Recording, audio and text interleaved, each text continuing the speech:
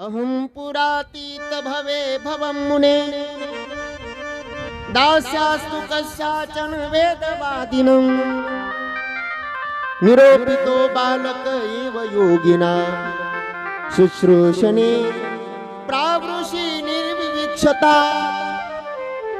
माझं सांगतो मी, तुम्हाला दुसऱ्याचं सांगत नाही। मी मागच्या जन्मामध्ये एका दासीच्या पोटी जन्माला आलो, दासी पुत्र म्हणून। व्यास महर्षी ऐका, बालपणामध्ये माझे वडील गेले, आई एकटीच, आई माझा सांभाळ करत होती, माझं पालन पोषण करत होती। एकटी स्त्री काय करणार, कसं माझं पालन पोषण करणार, म्हणून एका ब्राह्मणाच्या घरी, एका वैष्णव ब्राह्मणाच्या घरी, वैष्णव विप्राच्या घरी माझ्या आईने दासी म्हणून काम करण्याची सेवा सुरू केली। काम तरी काय मिळालं, गायीची सेवा करण्याचं काम माझ्या आईला मिळालं। ऐका व्यास महर्षी, माझी आई त्या वैष्णव विप्राच्या घरी राहू लागली, गोसेवा करू लागली।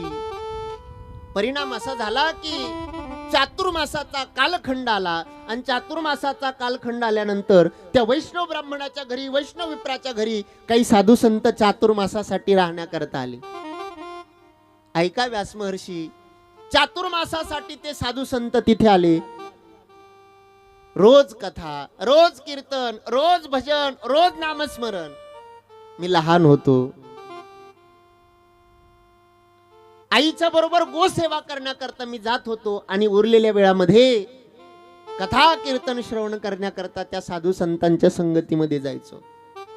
व्यास महर्षी, मला काही फारसं काही समजत नव्हतं, पण सेवा मात्र मी त्यांची प्रामाणिकपणे करायचो। त्या साधू संतांचं जेवण झालं की त्यांच्या उष्ट्या पात्रावळी उचलायचो, आणि काय माझं पूर्व पुण्य असेल, काय माझं प्रारब्ध असेल, महाराज जेवणाकरता एक दासीचा पुत्र कोण मला पंक्तीमध्ये जेवू देणार, म्हणून त्या वैष्णवांच्या, त्या ब्राह्मणांच्या, त्या साधू संतांच्या पत्रवळ्या मी उचलायचो, आणि पत्रवळ्यावरती उरलेलं अन्न, ते अन्न मी एकत्रित करायचो, आणि ते अन्न मी सेवन करायचो। व्यास महर्षी ऐका, तुका म्हणे शेष सेविना आवडी, वचन न मोडी बोलिले ते। साधू संतांचं उच्चिष्ट मी सेवन करायचो, आणि त्या उच्चिष्टाचा परिणाम असा झाला, माझ्या अंतकरणामध्ये भक्ती वाढू लागली, परमात्म्याच्या चरणाच्या प्रति भाव माझ्या अंतकरणामध्ये व्यास महर्षी वाढू लागला। भजन करू लागलो, मी त्या साधू संतांच्या संगतीमध्ये राहू लागलो। कीर्तन चालू झाल्यानंतर मी टाळ घेऊन उभं राहू लागलो, भजनात नाचू लागलो। छोटा असल्यामुळे मला ते साधू संत काही काम सांगायचे, सेवा सांगायचे, ती सेवा मी करू लागलो। त्यांच्या पात्रावरचं उष्ण अन्न खाऊन खऱ्या अर्थाने मी जीवन यापन करू लागलो। माझं मन त्यांच्या चरणावरती लागू लागलं, मी भजन करू लागलो। साधू संतांच्या संगतीमध्ये मला राहावं असं वाटत होतं, पण माझं पुण्य संपलं की काय, त्या महात्म्यांचा चातुर्मास संपला। पुढे ऐका, चातुर्मास संपल्याच्या नंतर ते महात्मे पुढच्या प्रवासाला निघाले। व्यास महर्षी, मला सुद्धा असं वाटत होतं की मी सुद्धा आता घरादाराचा त्याग करावा, कुटुंबाचा त्याग करावा, आणि त्या साधू संतांच्या बरोबर भजना करता त्यांच्या सोबत जावं, कथा कीर्तन करावं, नामस्मरणाचा आनंद मी घ्यावा, असं मला वाटायला लागलं। संतांना मी तशी विनंती केली। साधू संतांनी सांगितलं, बाळा अजून तू लहान आहे, आणि नुसता लहान नाही तर तुझ्यावरती तुझ्या आईची जबाबदारी आहे। तुझ्या आईच्या वृद्धपणामध्ये, म्हातारपणामध्ये तू तिची सेवा केली पाहिजे, म्हणून आता आम्ही तुला नेऊ शकत नाही। ज्यावेळी त्या संतांच्या मुखातून असं वाक्य ऐकलं ना, मी मात्र दुःखी झालो। माझी इच्छा होती संतांच्या बरोबर जाण्याची, पण संतांनी मात्र मला सोबत न्यायला नकार दिला। आता मात्र मी संतांनी दिलेलं भजन, नामस्मरण, नामचिंतन करू लागलो, भजन करू लागलो। दिवसामागून दिवस जात होते। एक दिवस असा आला, माझी आई गोसेवा करण्याकरता गायीच्या गोठ्यात गेली, आणि गायीच्या गोठ्यात गेल्याबरोबर सर्पाचा दंश तिला झाला, आणि सर्प दंश झाल्याने माझी आई गतप्राण झाली।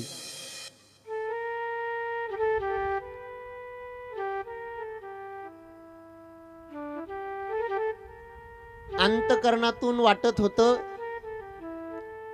देवा तुझ्या भजनामध्ये, तुझ्या प्राप्तीमध्ये एकमेव अडथळा होता, कोणता? आईचा। फार मोठी कृपा केली देवा, या सर्पदंशाच्या निमित्ताने आईचा अडथळा आज दूर झाला। आतून आनंद होत होता, पण लोकांना तो आनंद दाखवला तर लोक बोलतील म्हणून वरून दुःख करत होतो. एकाच वेळी डोळ्यातून दोन धारा बाहेर पडत होत्या, एक गरम अश्रूंची धारा आणि दुसरी थंड अश्रूंची धारा. गरम अश्रूंची धारा दुःखाची असते, थंड अश्रूंची धारा सुखाची असते.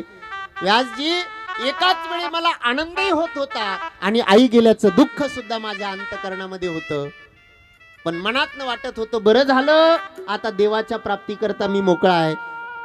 आई गेल्यानंतर मी आईचा अंत्यविधी केला. उत्तर दिशेने चालू लागलो.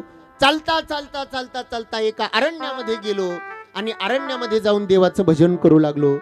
नामस्मरण नामचिंतन मी करू लागलो, भजन करू लागलो, डोळे बंद करून देवाचं ध्यान करू लागलो. ध्यान करता करता, भजन करता करता एक दिवस असा आला, निर्गुण निराकार असणारा परमात्मा माझ्या समोर सगुण साकार झाला आणि त्या परमात्म्याने मूर्तिमंत स्वरूपामध्ये मला दर्शन दिलं. माझं जीवन कृतार्थ झाल्यासारखं वाटायला लागलं, माझं जीवन सफल झाल्यासारखं वाटायला लागलं. याच देवाकरता मी भजन करत होतो, याच देवाकरता नामस्मरण नामचिंतन करत होतो. आज माझं जीवन सफल झालं, आज माझं जीवन धन्य झालं. भगवत दर्शन माझ्या जीवनामध्ये झालं, भगवत प्राप्ती माझ्या जीवनामध्ये झाली. एक सफलतेची अनुभूती आज माझ्या अंतकरणामध्ये होती. भगवंताने सांगितलं, नारदा, आता मी तुला दर्शन देतोय, पण इथून पुढे मात्र तू भजन सुरू ठेव. आणि भजन करता करता परिणाम असा झाला, एक दिवस असा आला की हा देह मला सोडावा लागला. ऐका व्यासजी, मागच्या जन्मामध्ये मी देवाचं भजन केलं, दासी पुत्र म्हणून खालच्या युनिट नीच कुळात मी जन्माला आलेलो होतो. पण आज त्या भजनाचं सामर्थ्य इतकं मोठं आहे की खऱ्या अर्थाने एक दासी पुत्र असणारा नारद आज मात्र ब्रह्मदेवाच्या पोटी जन्माला आला. ब्रह्मपुत्र म्हणून आज या संपूर्ण विश्वामध्ये मी फिरतोय. जिकडे जाईल तिकडे लोक माझ्या पाया पडतात, माझा नमस्कार करतात, मला खऱ्या अर्थाने लोक वंदन करतात. ही किमया जर कशाची असेल तर ही किमया भगवान परमात्म्याच्या नामस्मरणाची, नामचिंतनाची आहे. हा इतका मोठा नामस्मरणाचा फायदा आहे. एक नारदजींचा असं वेगळेपणे महाराज त्यांनी भजन केलं. आपणही सर्वजण आता नारदजींच्या प्रमाणे भजन करूया आणि त्या नारद मुनींचं दर्शन आपण सुद्धा सर्वजण घेऊया. श्रीमन नारायण नारायण नारायण नारायण नारायण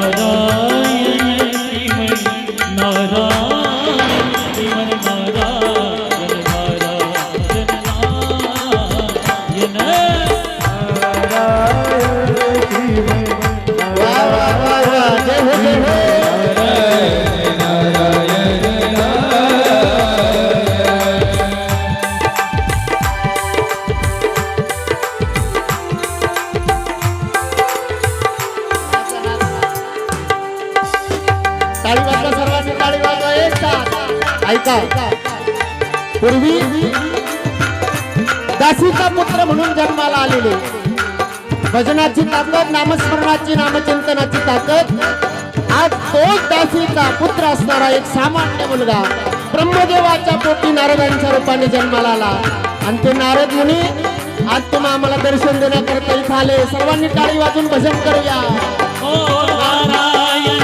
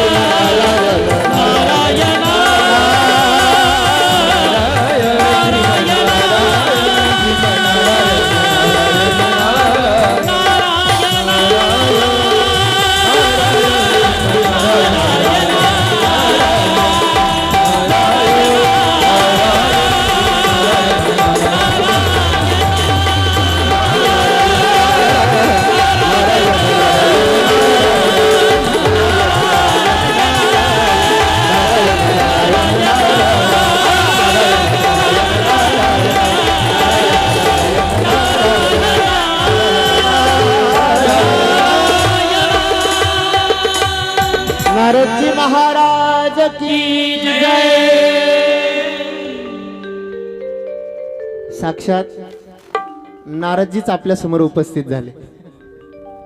जोरदार टाळ्या वाजवा एकदा. बरोबर शोभताय नारद महाराज. खूप छान.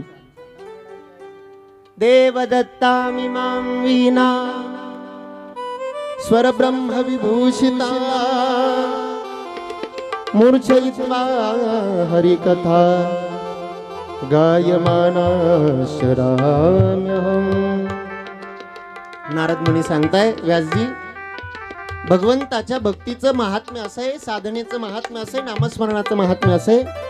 ऐका, ही जी वीणा आहे ना नारद मुनींच्या हातात, ही वीणा साक्षात भगवान परमात्म्याने नारद मुनींना दिली. देवदत्तमिमां वीणा स्वर ब्रह्म विभूषिताम. भगवान परमात्म्याने ही वीणा नारद मुनींना दिली. आणि आता या वीणाच्या स्वरामध्ये भजन करत करत सगळ्या त्रैलोक्यात मी विहार करतो. नारद मुनी हे असं व्यक्तिमत्व आहे महाराज, ते कोणत्याही पार्टीत जाऊ द्या, सत्ताधारी पक्षात जाऊ द्या, नाहीतर विरोधी पक्षात जाऊ द्या, दोन्ही पक्षात त्यांना सारखाच मान. त्याला तर नारद म्हणतात. देवांकडे जाऊ द्या किंवा असुरांकडे जाऊ द्या, दोनही ठिकाणी सारखाच मान. हा कशाचा परिणाम आहे? हा परिणाम भगवान परमात्म्याच्या भजनाचा आहे, त्याचं गुणगान केल्याचा आहे, त्याच्या लीलांचं गान केल्याचा हा परिणाम आहे. आणि म्हणून तुम्ही सुद्धा काय करा, तुमच्या जीवनामध्ये अशाच पद्धतीने तुम्ही भगवान परमात्म्याच्या लीलांचं गुणगान करा. नारदजींनी असा निरोप दिला आणि नारद मुनी तिथून निघून गेले. नारद मुनी गेल्याच्या नंतर व्यास महर्षी पवित्र झाले, शुचिरभूत झाले, शुद्ध. त्यांनी सरस्वती मैयेमध्ये स्नान केलं आणि सरस्वती मैयेच्या किनाऱ्यावरती, तीरावरती शाम्याप्रास नावाचा एक व्यास महर्षींचा आश्रम आहे. तुम्ही जर कोणी बद्रिका नारायण क्षेत्राला जर तुम्ही गेले असाल, कुठे बद्रीनाथला, जी मंडळी बद्रीनाथला गेली, बद्रीनाथ क्षेत्रामध्ये गेल्याच्या नंतर तिथून आपण पुढे गेल्याच्या नंतर एक माना नावाचं गाव आहे. माना नावाचं गाव, जी गेले असतील त्यांना माहिती आहे. माना नावाचं गाव म्हणजे भारताचं हे शेवटचं गाव. तिथून पुढे चीनची बॉर्डर सुरू होते. भारताचं शेवटचं गाव माना नावाचं गाव. आणि त्या माना नावाच्या गावामध्ये सरस्वती मैयेच्या किनाऱ्यावरती व्यास महर्षींचा आश्रम आहे. व्यास महर्षी आज सरस्वती मैयेमध्ये स्नान करून शुचिरभूत होऊन आपल्या स्थानावरती बसले. आणि स्थानावरती बसल्याच्या नंतर भगवान परमात्म्यांच्या लीलांचं गुणगान करण्याच्या हेतूने ज्या ग्रंथाची निर्मिती व्यास महर्षींनी केली ना, तो ग्रंथ म्हणजे श्रीमद भागवत नावाचा ग्रंथ आहे. आणि या ग्रंथाची निर्मिती झाल्याच्या नंतर आता ऐका, हा ग्रंथ कुणाला दिलावा, कुणाला शिकवावा, त्यांच्या डोळ्यासमोर न्यावं आलं त्यांच्या सुपुत्रांचं, शुक महर्षींचं. आणि शुक महर्षींना ही भागवताची संहिता व्यास महर्षींनी दिली. शौनकादिक ऋषींनी सूतजींना प्रश्न विचारला, महाराजी आता हे सगळे संवादात संवाद आहे बरं का. श्रीमद भागवतात अनेक संवाद आहे. मुख्य संवाद हा कुणाकुणाचा आहे? मुख्य संवाद हा परीक्षितीचा आणि शुकाचार्यांचा आहे. दुसरा संवाद कोणाचा आहे? सुतांचा आणि शौनकांचा आहे. आणि तिसरा संवाद कोणाचा आहे? सगळे वडांगडीकर, पंचकृषीतले भाविक आणि व्यासपीठावर बसलेले राहुल महाराज. आपला संवादच सुरू आहे ना, हा तिसरा संवाद आपला. सुतजींनी प्रश्न विचारला, म्हटले सुतजींना प्रश्न विचारला शौनकादिकांनी. व्यास महर्षींनी श्रीमद भागवत संहितेची निर्मिती केली. शुकाचार्यांना त्यांनी ती संहिता दिली, शिकवली. मग शुकाचार्यांनी असं काय घडलं की शुकाचार्यांनी ते श्रीमद भागवत कुणाला सांगितलं? राजा परीक्षितीला सांगितलं. आता राजा परीक्षितीच्या जन्माची कथा व्यास महर्षी खऱ्या अर्थाने सुतजी सांगताय.